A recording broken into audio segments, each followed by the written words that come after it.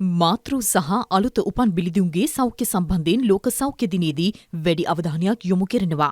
වළක්වා ගත හැකි මාතෘ සහ ලදරු මරණ අවසන් කිරීම මෙන්ම කාන්තාවන්ගේ දිගුකාලීන සෞඛ්‍ය සඳහා ප්‍රමුඛතාව දීමට උත්සාහ කරන ලෙස රාජ්‍යයන්ගෙන් සහ ප්‍රජාවගෙන් ලෝක සෞඛ්‍ය සංවිධානය ඉල්ලා සිටිනවා. සෑම කාන්තාවකටම සහ ලදරුවෙකුටම දිවි ගලවා ගැනීමට උපකාරී වීම එහිදී වැදගත්. 2030 වන විට සෑම රටවල් 5කින් 4ක් මාතෘ පැවැත්ම වැඩි දියුණු කිරීමේ ඉලක්ක සපුරා ගැනීම අරමුණයි. කෙසේ වෙතත් අලුත උපන් ලදරු මරණ අඩු කිරීමේ ඉලක්ක සපුරා ගැනීමට රටවල් 3න් එකක් අසමත් වනු ඇති බවයි ලෝක සෞඛ්‍ය සංවිධානය පෙන්වා දෙන්නේ.